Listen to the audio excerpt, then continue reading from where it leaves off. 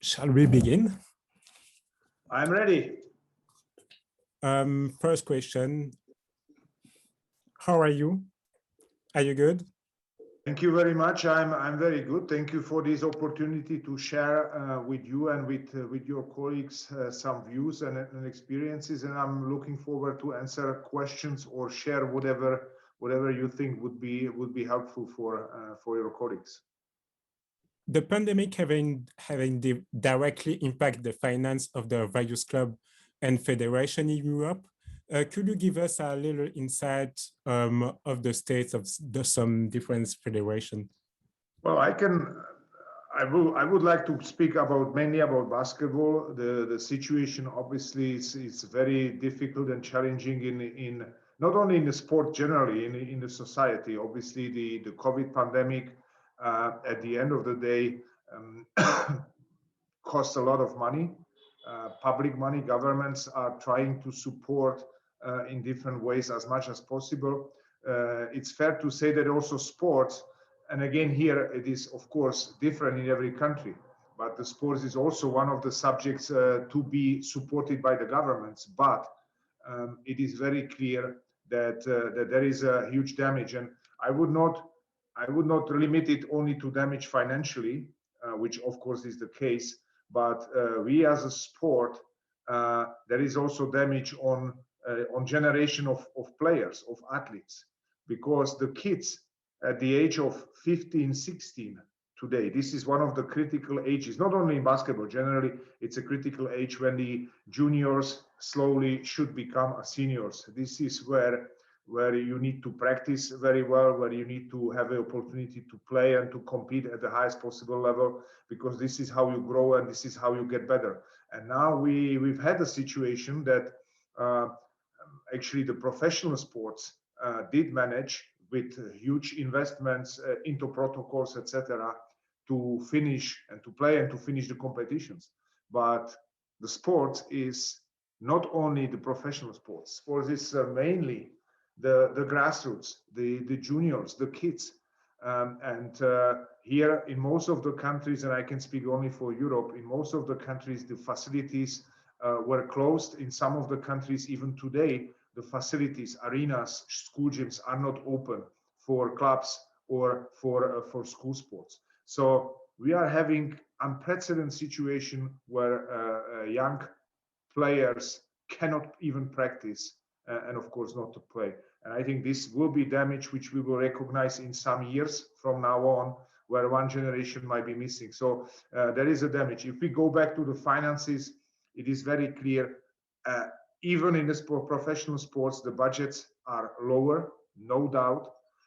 Again, it goes down because if there is less money at the top of the pyramid, logically there is less money at the lower stages in the amateur sports, etc. So, but this is a society. I would not limit our life only to sports or sports organizations. We see it. We see companies suffering. We see companies and in some parts of Europe increasing unemployment, and the situation is very unpredictable and still very unsecure. So yes, this is something we've never had before, and it's now up to us to deal as a society, but of course as organizations in the sport.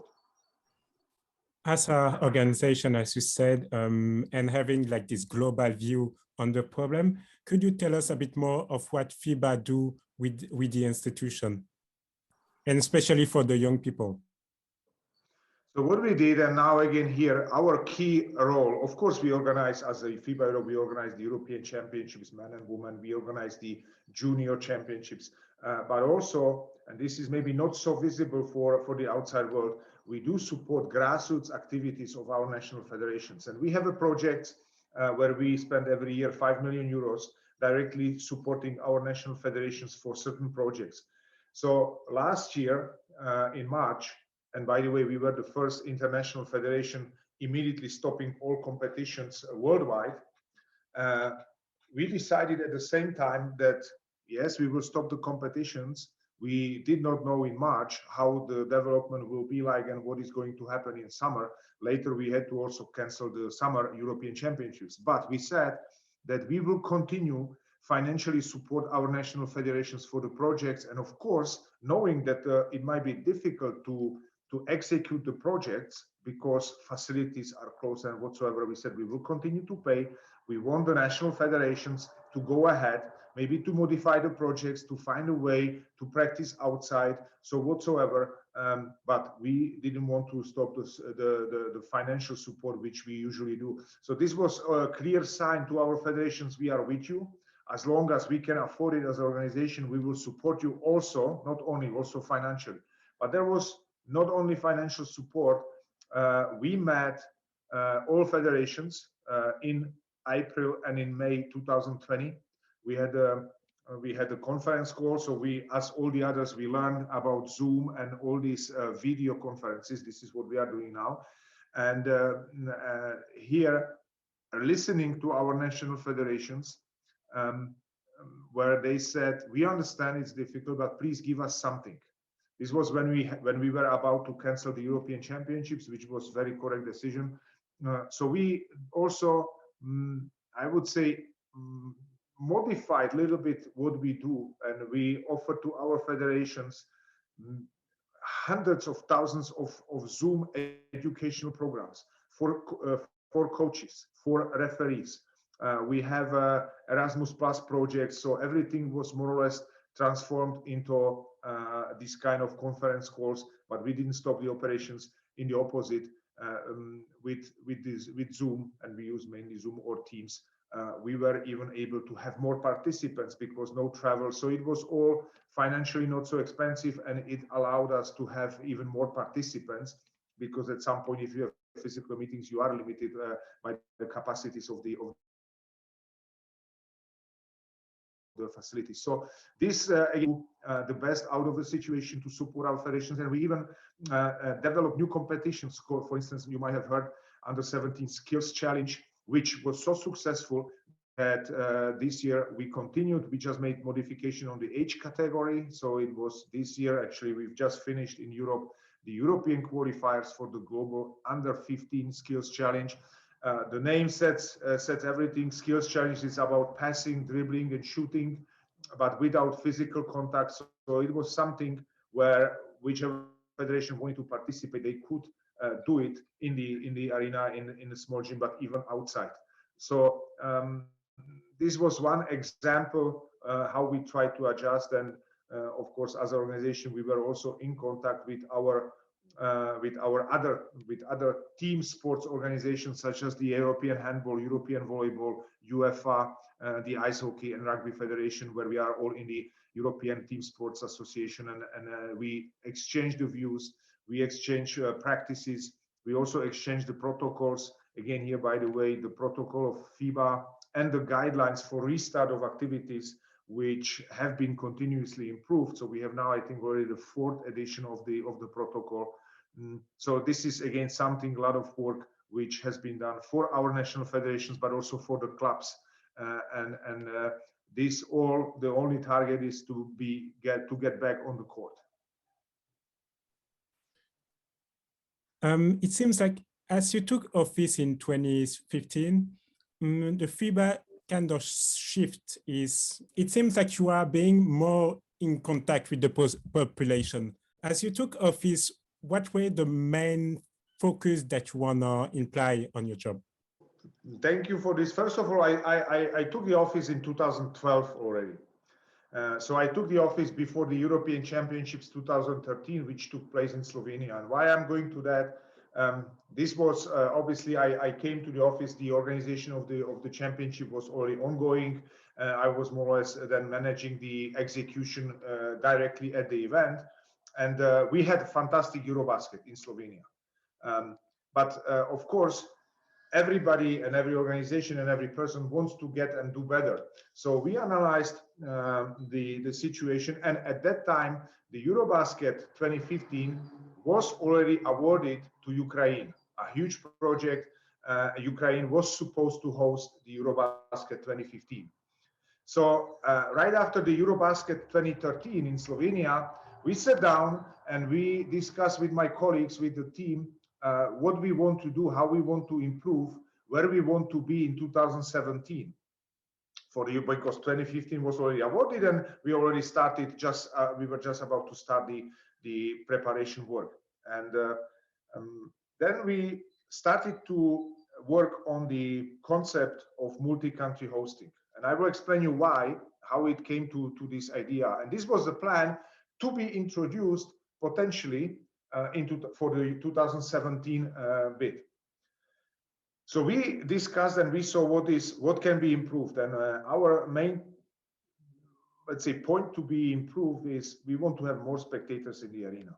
And now, if we are realistic, having 24 teams in one country, first, it is extremely difficult for one country to organize. You need to have 5 arenas, 4 for the group phase and 1 for the final phase. So you need to have 5 arenas. And also, no matter which country you play, of course, when the home team is playing, let's say the arena is usually sold out. But all the other games in the other 3 venues, yes, some fans are traveling, but not as much as we would like to have. So the idea was, what can be done to attract more people to attend the arenas? And of course, we can dream about that people will start to travel all of a sudden, but still to fill in a big arena is not so easy abroad. You cannot find 10,000 people who will travel from one country to other to watch their team in basketball. We are unfortunately not there, even though we have, in some nations, and we saw it then later, and I can go maybe when we see the Lithuanian fans or the Slovenian fans, and this is fantastic to see, but there are not that many, we must be honest. So we discuss how many countries, and also another point to be improved, we wanted to have the best possible conditions for the players. We have many players who play in the NBA, and this is every year more and more Europeans are in the NBA, are very successful, and I don't want to name, I'm sure you are all familiar with the names, and really the Europeans became really stars in the NBA. So of course, those playing at the highest level in the arenas of 30,000 modern arenas, traveling with private planes, because most of the NBA teams are traveling like that. If we want to have them at the Eurobasket and we want to have best players and best coaches, then of course we said we need to improve also the conditions for them. So all this, to put in summary, we said it is very difficult for one country only to host event at the level, in the facilities of what we ask, 10,000 plus spectators, in the final round 15,000 plus, etc. And then the idea was developed of the multi-country hosting. But this was all prepared for 2017. But now we are in December 2013. What happens? The war and the unpleasant situation in Ukraine. And we saw that it will be difficult. So of course, January, February, March, so the first, let's say, half of the year 2014, we were all hoping that the situation in Ukraine will calm down, that there will be peace. And but still, already in beginning of the year 2014, we saw that it will be difficult because the whole project in Ukraine was based on building 5 new arenas. And it was clear the construction work hasn't been even started because of the war. So we discussed, so we are now, let's say, in May 2014, we have a new president and new board elected. And the first topic I have to put on the table of the new elected board is very unpleasant, a potential relocation of the Eurobasket to another country. Now, there is not much time. 1 year for such a preparation is definitely not enough. This is mission impossible. Also, there is a lot of finances involved in that. So all of a sudden, it became clear that the project which we had in our pocket, so to say, for 2017, that this maybe is the chance on the short notice to involve more countries, but also for the host, it will be much less organizational work. They would have only one group, not 4 groups, not 24 teams, but only 6 teams in each of the country. And that's, it was very good that we had the concept. So we just put it on the table. The board of FIBA Europe approved it. We had immediately, I think at that time, 9 candidates. So we were a little bit like concerned how many candidates we will find. But we had 9, so there was really competition to host.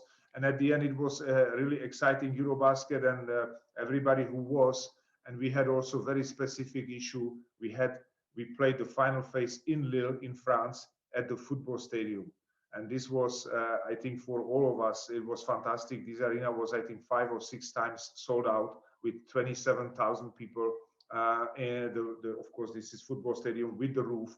So this was for us of course a very new experience with fantastic facility, and also spectator wise it just I think we tripled the total number of the spectators. So and there, but don't forget, we still have the option, if there is one country who wants to host alone, it's still possible. But since there was not even one candidate who said I want to host it all, because all people realize that yes, it is in 4 countries, but the advantages prevail.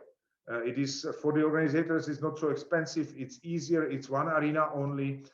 It should be, of course, now we are, as I said, for the group phase in 10,000 plus arenas, modern facilities. So this was a huge step. So sorry for being, but it was like, evolution when we came to the 4-country hosting. And again, we have every time when we open the bid, there is the option for 1 country or 4 countries, and never one federation applied to host alone. So it seems to be successful model, and you can see that the other federations did follow. Volleyball is now, handball, everybody is playing in more countries. Even ice hockey was supposed to play in 2 countries. It came later. No, it's just recently they play in Latvia, but the plan was to play Latvia in Belarus. So and football now is the championship is going to start in a few days, and they play I think even in 12 or 15 cities. So there is an evolution. Of course, and we understand that we are not separate world, and people sometimes have the perception like there is a football, whatever sports, and they organize, and this is too expensive, and so I think now it became, and also we can now involve more federations. So I give you an example.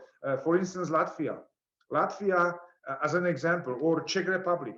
They would not be able today to host European Championship alone because they don't have 5 arenas in the country. We were in Romania, we were in Israel.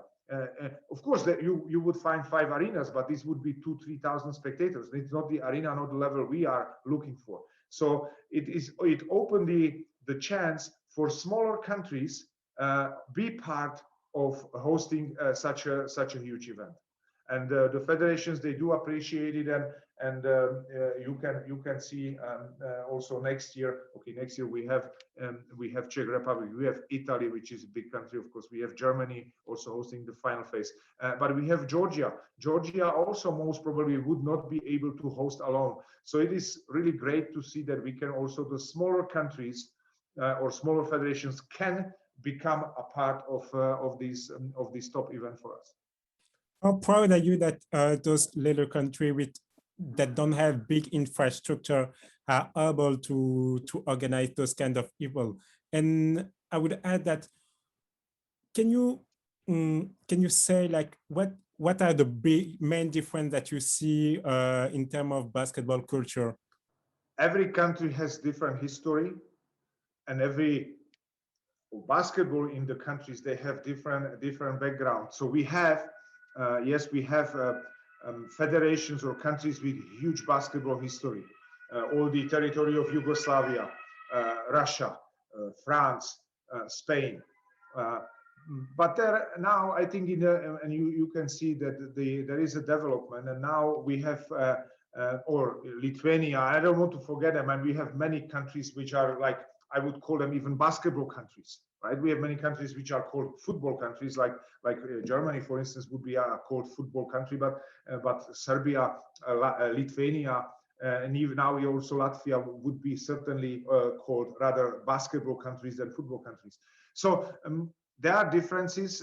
Yes, it has to do with the economy. It has to do with the size of the country. Look, we have federations like Slovenia, which is a very small country, and they became European champion 2017. It's a I think 2 million or 2.5 million people, small country, but huge basketball. So it is it is very colorful, and it is also not easy to become European champion, because if you see the last, let's say, 10 years or 12, 20 years, you see that only few teams, I think only Spain was able to win twice. We had Slovenia, we had Spain, we had France. You know, there are many, we had Russia back in 2007 and so on. So this is not so easy to perform and to win the European Championship, because fortunately, in many countries, and also not only the big, also very small countries can play basketball and can put a team together which is very competitive. Could you tell us a bit more about the work that Fiba is trying to do for implementing like new projects? Like, what are the main process? So the process is usually we are an organization which works very transparently. So when we have something, obviously the work of the secretariat, where I am on at the head of the secretariat, we are collecting and being in touch with our federations. And to your one of the previous questions, yes, it was one of my key points, was we want to be something like a service organization for our national federations. And in order to provide service, you need to know what are the needs of your federations, of your members. So we are in permanent, constant touch with our federations. We know their strengths and their weaknesses. We know that you know, we have, this is not only, but there are economical aspects. There are territorial aspects. You know, we have big countries, we have small countries. It is not everywhere the same, and we always have to find something where everybody can be part of. So, and this now will go to the project. So I already mentioned the financial support, which is open and transparent and eligible or available for every federation.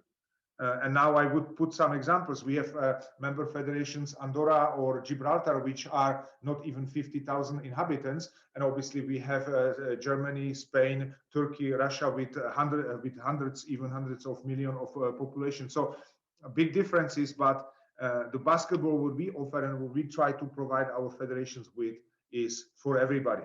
And so whatever we prepare, it is discussed in the board. It goes through, before it is approved at the board of FIBA Europe, it is discussed in different commissions. We have competitions commission, we have a youth commission, we have women's commission.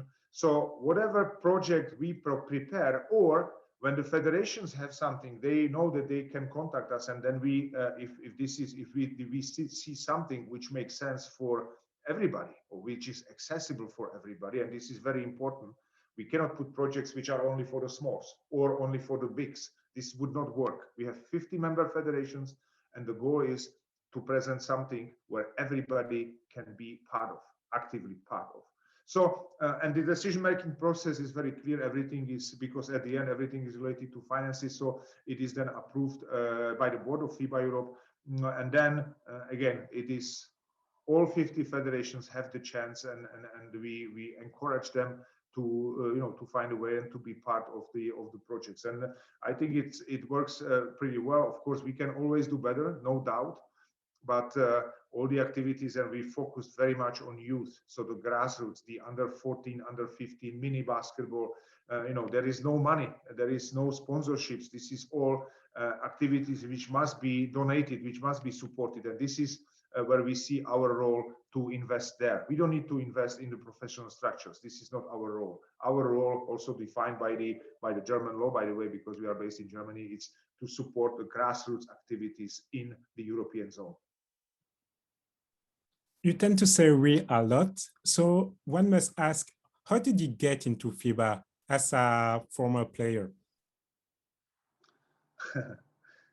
Well, I played professionally basketball, and I finished I'm Czech citizen. I'm born in Czech Republic, Czechoslovakia actually, and then I played as a professional abroad, and I finished my career in Germany. And I studied so I was with 23. I graduated. I studied economics, and then I had the choice to either start to work or to play. And I was maybe a little bit talented, and of course my size, so I choose to play and try to you know, to perform as a professional athlete. So when I finished my career, I was way over 30. I had the let's say the choice, or I had to decide what do I do. And already during my career, I was, when I turned 30, I was already thinking about a career after the basketball, and I was, for me, was the dream to combine the education with the sports, and obviously there was the management. I never wanted to be coach, even though at some part I had to be coach. When I was in Frankfurt, I think I coached two games and two European games, but this was never my goal. I have even the A license, but I always knew that I don't want to work as a professional coach. So this was, I had also another opportunity, I have to say, when I finished my career, I had the offer to start from the scratch in a bank. I always wanted, somehow I found a job in a bank, interesting one. So this was the choice I had, and I was seriously considering, because, you know, after I played more than 20 years as a professional, so when I was 35, I was like, I felt like, okay, do I want to try something else? But then when I get the opportunity to work in Frankfurt, and I started actually the first years, I had to prove myself. I was kind of project manager on different projects to attract more spectators with companies, etc. And then 2005, I became the GM. So I was, this was really, I was working on it. I started very low. I knew, and this was the way I choose. And then I never regretted that. And it was obviously, I mean, now it seems to be like it was logical continuation, but it's not easy. And that's why also maybe you have heard about our project Time Out 1 and now Time Out 2, which is, we do it obviously Erasmus Plus project with the EU, but it is, we target players at the end of their career, you know, to show them what is the way, what could be the way, because not everybody will be coach. This is most of the athletes, you know, people think that they all will be coaches. No, this is very, very low number of those athletes who become coaches, right? And the majority have to find a place in, I would call it, normal life. And obviously here, this is very individual, and I think that's why the education is plays a big role, because the education is, you know, you learn structure. You not only learn the whatever you learn mathematics, but you learn the structure you need to prepare for exams. So, you know, I mean, I don't need to tell you, you are actually a student. So this is very important, the education, because it already, you know, this is kind of, I would say, routine. And in the life, in the professional life, you need to have some basic routines, you know, administrative routines, or whatever job you do, you need to have some routines, and then perform on the top of these routines. And it's extremely important. It's like in the sport.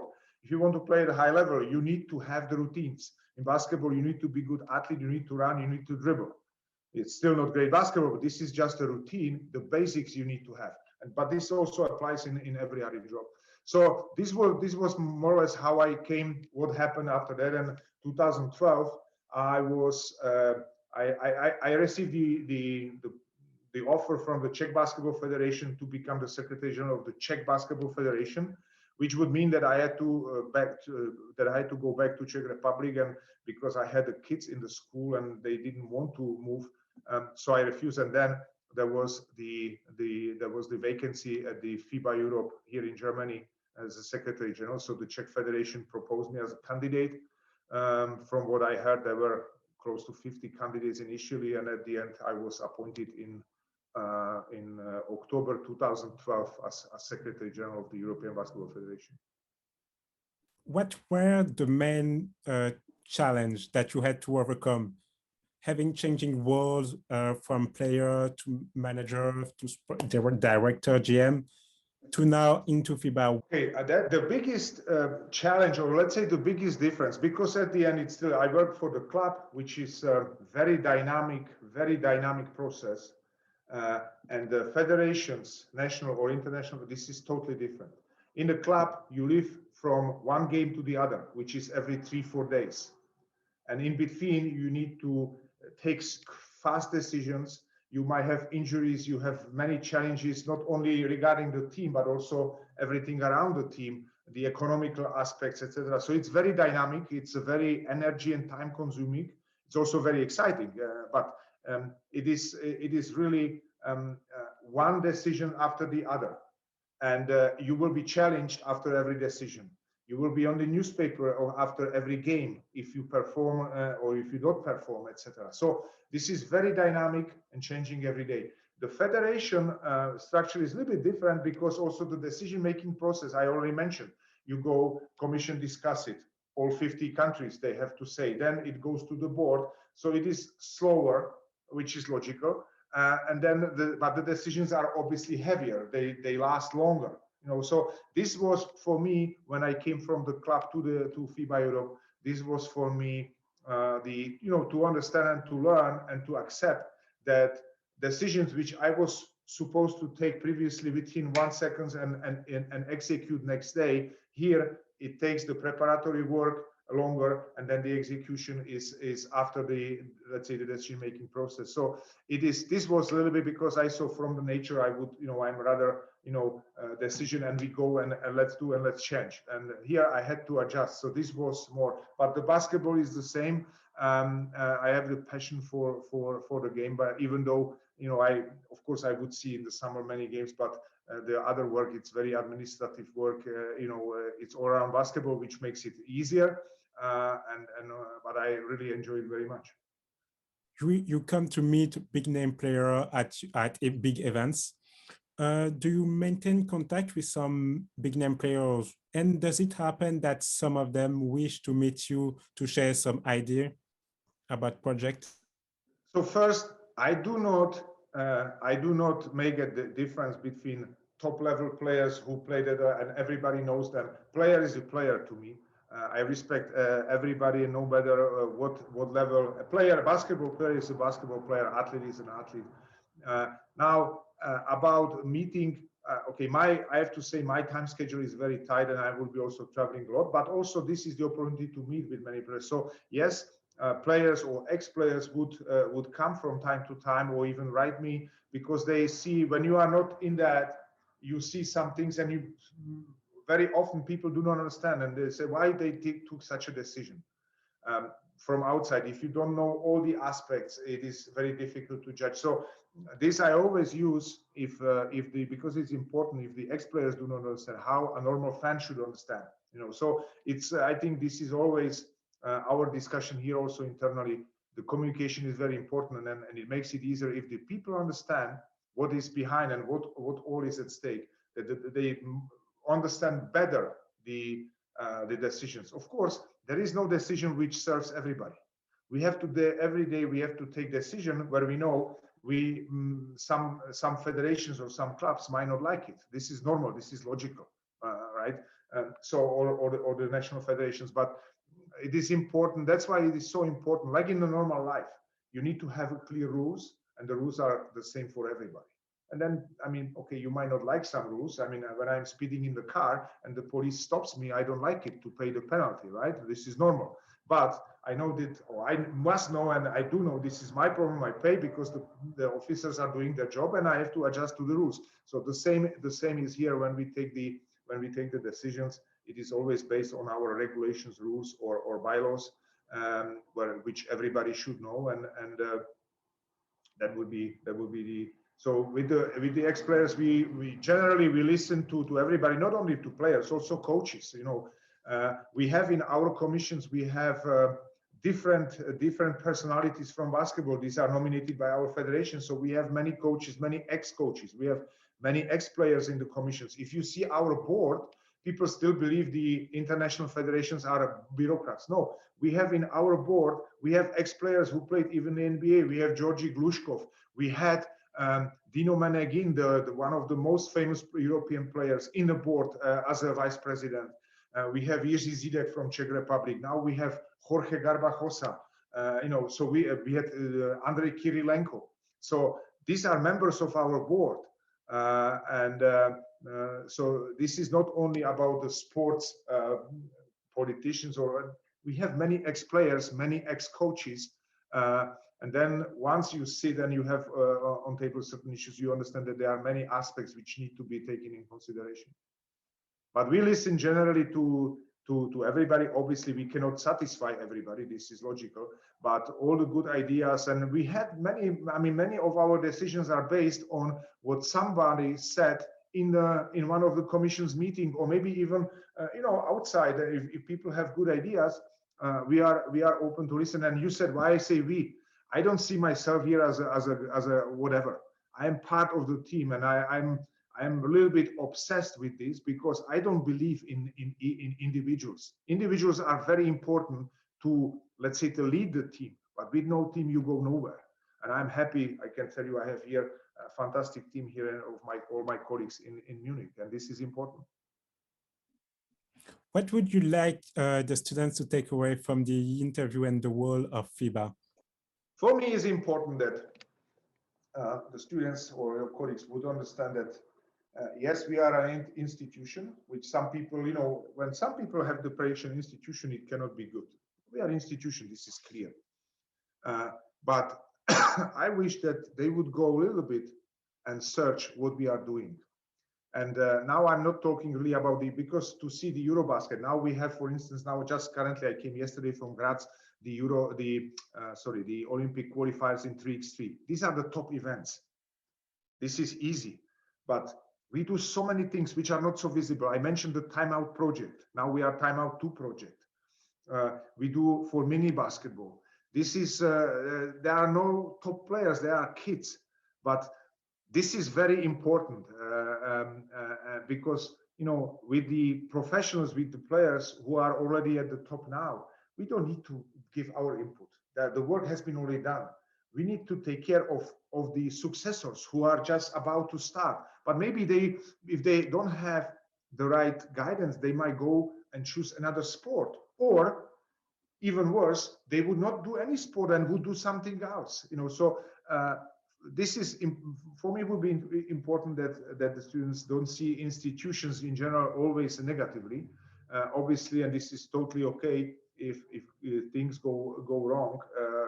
Criticism is okay, but it would be good to also see the other side of the medal. And I believe we do a lot. We do. I would say 80% of our activities would be for grassroots. For your information, 70% of our yearly budget is spent on grassroots activities, not at the top Eurobaskets. This is the chocolate, this is where we generate the revenues in order to invest. Every summer, maybe this would be interesting, every summer we organize, and there is no other organization in Europe, 16 youth European championships in under 16 category, under 18, under 20, men and women, A, B, and sometimes even C divisions. So what our strategy is, and this is huge organizational work, what our strategy is, every national team player in those three categories, under 16, under 18, under 20, from every country must have the platform to play against the players of the same age category, depending how strong they are. And this is something which is, of course, very much energy, time, and finance consuming, but it is also a lot of excitement. And of course, last year we had to cancel. This year we just modified the system. We would not call it European Championships. We modified and we played so-called challengers with only maximum 6 teams, but then it would be not 16, but potentially something between 30 and 40 tournaments, right? But still, we want to offer those who can play now, because some countries still cannot travel or cannot, but those who can, we want them that they play. You said recently about the UEFA having those problems about the European Super League. Every sport has its top club, but other clubs aspire to make it to the top 2. Now, I want to piggyback on the passion thing. Do you think that people seem to lose focus about the essence of the sport, which is passion? I don't think. I was questioning the same few weeks ago, but the recent development in football showed that people do not forget this. Because when you see what happened in football, what did the fans do? They said, and even fans of those big clubs, they said, no, we don't want to get something for free. We want that our team deserves it. So if we play the Champions League, our team must deserve it in the national championship. And I think this is a big statement of the fans. I was actually, it was amazing to see, because it shows the true value of the sport. Everybody wants to win. This is normal. That's why we do it. This is the passion. But you also have to, not everybody can win, and you have to deserve it. And this is what you quoted myself is, if there is no way to grow because the door is closed, so why should somebody do? Why should somebody invest? We have great example in football, again this year, but a few years ago, Leicester City, which is certainly not the biggest organization in England, won the championship and qualified for the Champions League in football. So, of course, this helped them also financially, and they became one of the solid clubs, but still, they are not the top 5, top 6 in the, let's say, in the approach of the people. You know, we have different clubs. And I use this as an example that if there is a pathway that you can make it, then it motivates you. Then you try to collect, you work with your youth, you try to find sponsors, partners, you build up the organization, because one day you want to be at the top in the country. Then when you are at the top in the country, you dream about European competitions, etc. So this pushes every organization, club, to grow. Now imagine this is closed. So you do here, but you know here is a ceiling, and there is no way to overcome the ceiling. So you lose the motivation first. Secondly, it will be difficult for the young players, because all of them, they want to play the highest possible. This is normal. This is a nature of sport. You want to play and compete against the best ones. So this would really hurt the, let's say, people are talking about the European sports model. Yeah, this is European sports model. It is based on the qualification. It is based on relegation and promotion. You have to perform. If you don't, okay, that's what it is. But then somebody else has the chance, and this is what it is about. If you see there is no chance, you lose the motivation and you do something else. So for sponsors, if they see that even if I invest whatever money, there is a ceiling, and so I do something else. Normal. So I think back to your questions, I hope people, and this was the confirmation to me at least, that people still have it in there. They want the competition, they want a fair competition, and of course every fan wants his team to win, but to win, not to get it before without anything. Final question, and again, thank you for your time. What word do you like to share with our fellow students? I don't like people giving wise advices. I think everybody has his own way. Everybody has his own background.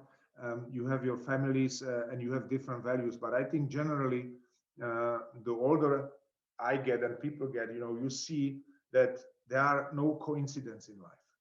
Yes, there are things which cross your road when you are on the road. But if you are not ready, you will not get it. So what I would like to maybe pass to your fellow colleagues would be always try to your best and be ready to catch the chance if you see it. Because if you are not ready, you might not see the chance, or you might see it, but you might not catch it. And this is, this case, you have to be on the court with basketball, always ready to catch the ball. If somebody passes you the ball, if you're not ready, you look stupid with the ball and bouncing on your head. So also here, in the normal life, be ready for the opportunities and be active and be motivated. This is, it's about self-motivation. It's not easy. I don't say it's easy, and it's in sports, it's the same. To wake up every morning and be overly motivated, it's not easy. You are tired, you are injured, you have other problems, you have school, you have partner, etc. So there are many obstacles, but you have to go. And this is in normal life. I think it's the same. That's why when we had our students, the timeout project, sportsmen, yes, they do have advantage later, because this army sport, you are athlete, you are a kind of machine, right? You have this is to be a professional sportsman. It's actually a huge effort for the body, but also mentally for the mind. So this can be used later. But I always told the sportsmen, I said, but don't underestimate the others. There is majority who are not professional or ex-professional sportsmen, and they might be also hell of motivated, and they might have hell of assets in the pocket. So it's also outside the court in the life, it's competition, and it's about to be ready, to be mentally and physically prepared to catch the chance if a chance is there. Thank you, Mr. Kamil. You are very welcome. Say my best regards to your fellow colleagues, and enjoy the university. I did it 5 years, and I still, from time to time, it's already a long time ago, but it was fantastic time. So enjoy it, because the reality is coming soon when you will be on the labor market.